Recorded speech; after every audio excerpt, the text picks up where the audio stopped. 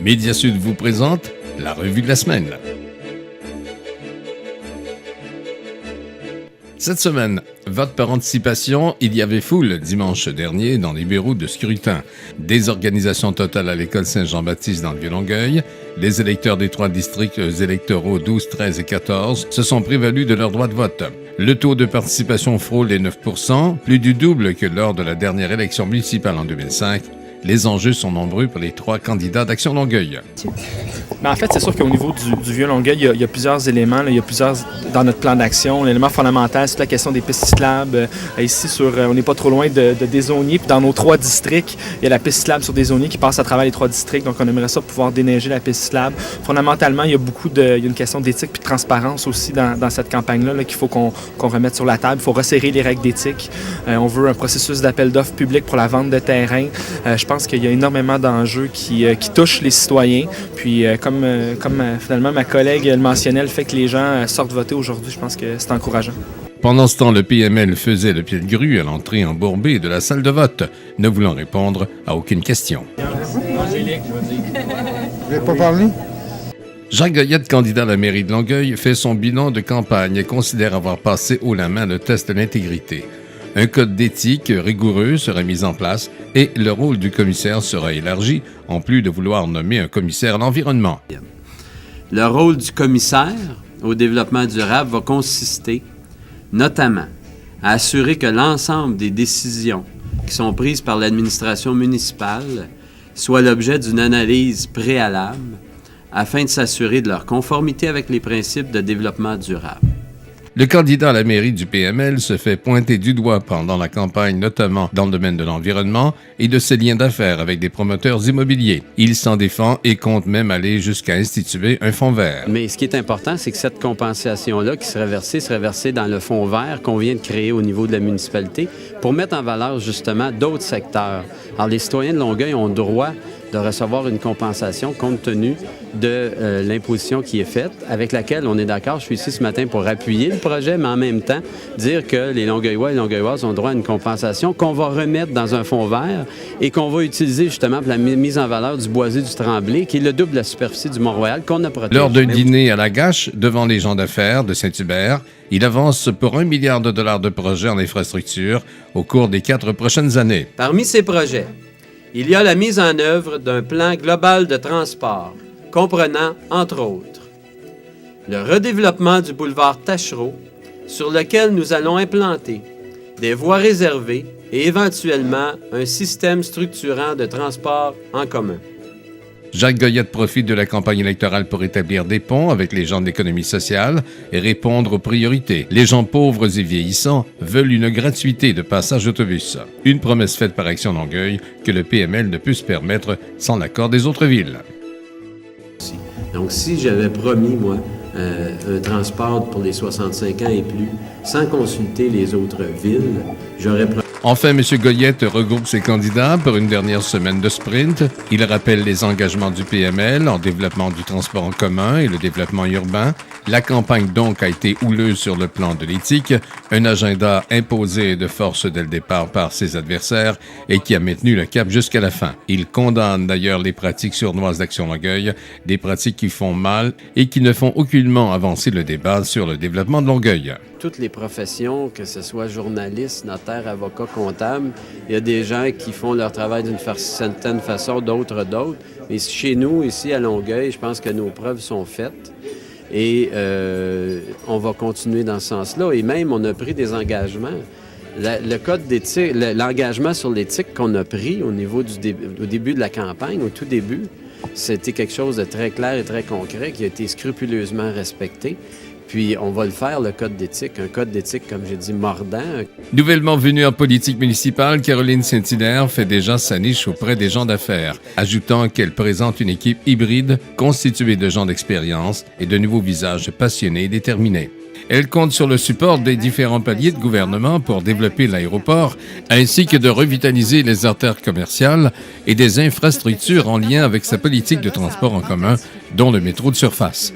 Et en plus, la beauté de l'option de surface, c'est qu'en même temps, on en profite pour améliorer nos infrastructures. Donc, en même temps, on aménage nos rues, on embellit nos rues. Donc, on fait plusieurs choses en même temps. Pour Caroline Saint-Hilaire, Action Longueuil est la solution. Son principal engagement, changer ce qu'elle appelle les mœurs politiques à l'hôtel de ville. Il faut rétablir la confiance des citoyens envers leur administration. Bien, comme j'ai dit dans mon discours ce midi, en fait, il faut réunir tous les gens, des gens des villes liées de l'agglomération. Il y a plusieurs façons de faire. Premièrement, ce qu'on veut faire, c'est lancer une vaste consultation pour définir l'identité de la ville, mais c'est aussi de tenir un sommet qui va justement inviter l'ensemble des intervenants de la ville de Longueuil, les gens d'affaires notamment, mais aussi les autres villes de l'agglomération. Et ensemble, on va travailler justement pour trouver une façon d'attirer davantage d'investissements pour les gens de l'agglomération. Caroline Saint-Hilaire propose tout un programme de développement durable et compte se distinguer du gouvernement sortant en matière de protection de l'environnement. En fait, quand on parle de développement durable, quand on parle de protection de l'environnement, quand on parle de protection du territoire, il ne faut pas juste parler d'argent. Il faut aussi parler de protéger notre territoire. Il faut passer de la parole à l'action. C'est une chose dédommagée, mais la ville de Longueuil, on ne l'entend pas du tout sur la protection du territoire. Et c'est ça, moi, qui me scandalise, en fait, parce qu'on ne les entend pas sur la protection. Tout ce qu'on les entend parler, c'est le fait qu'ils perdent de l'argent. Moi, ce que je dis, c'est qu'on a un superbe parc, on a un superbe endroit, et il y en a plein d'autres comme ça à Longueuil. Le parc La Cité à Saint-Hubert aussi, on fait du développement sauvage, et c'est ça l'administration en place, c'est du développement immobilier mur à mur, sans consulter les citoyens et sans respecter l'environnement, et ça, c'est préoccupant. Monsieur, moi, je parlais à madame. Excusez-moi. Excusez. Ça va bien. Oui, n'oubliez pas d'aller voter. Certain. Petite course matinale sur le quai de la gare, question de rappeler ses engagements en la matière, d'est en ouest et du nord au sud. Caroline Saint-Hilaire ne ménage pas ses transports. Ça fait des années que l'administration en place le promet. Ça ne s'est jamais fait. Gouvernement du Québec, gouvernement du Canada, il faut qu'on trouve les sous, justement, pour rendre ça permanent. Au niveau du transport. Maintenant, un petit tour chez les gens ordinaires dans un centre commercial. Question de prendre un café avec eux et même de le servir à l'image de la gouvernance municipale qu'elle propose. Vos dons sont prêts. Attendez, je vais aller vous chercher ça. Ah non, je m'occupe du monde, moi. Donnerai un pourboire.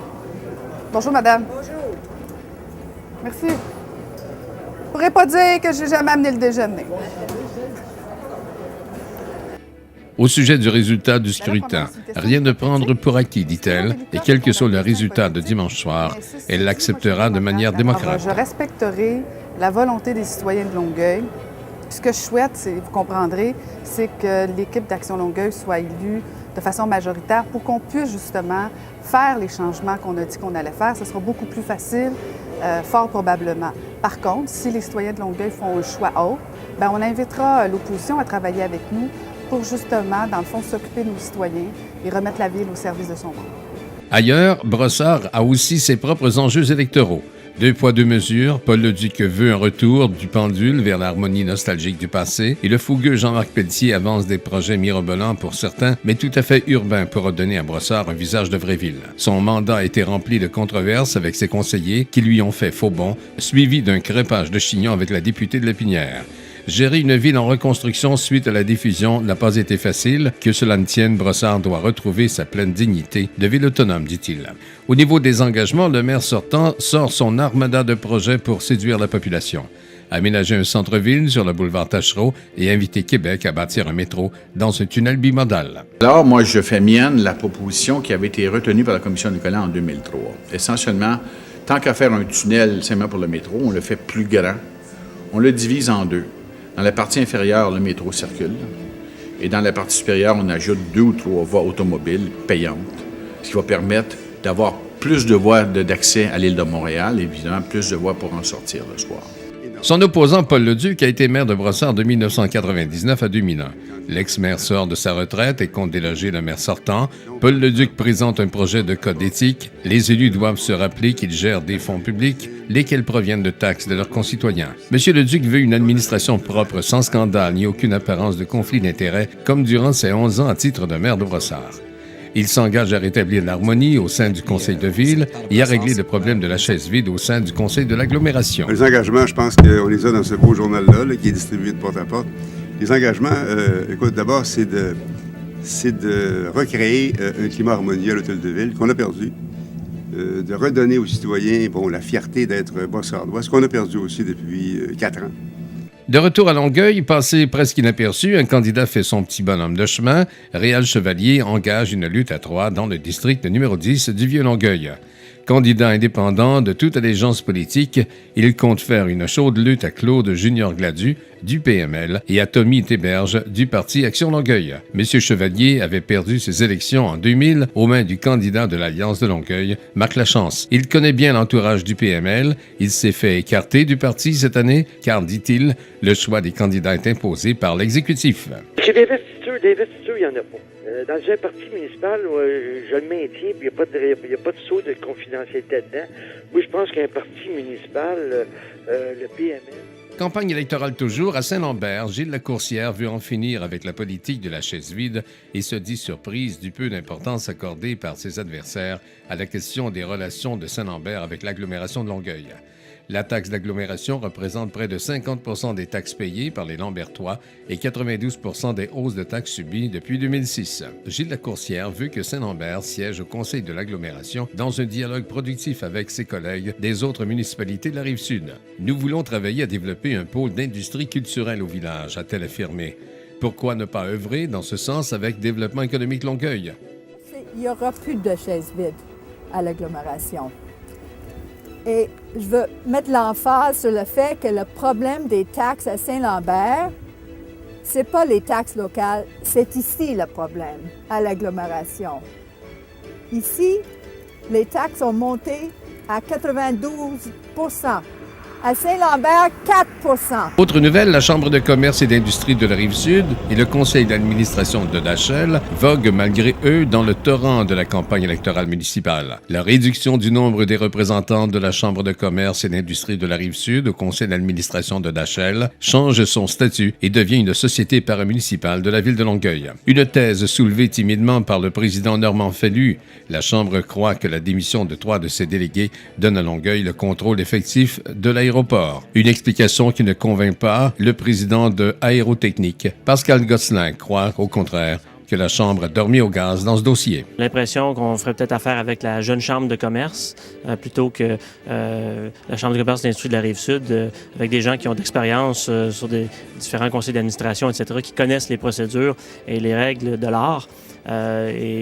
C'est un petit peu désolant de voir qu'ils ont été pris à court avec vraiment une question procédurale, vraiment de base que n'importe quelle personne qui a déjà siégé sur un CA aurait pu venir voir plusieurs semaines à l'avance. Et en effet, on dirait que tout le monde était au courant, sauf eux.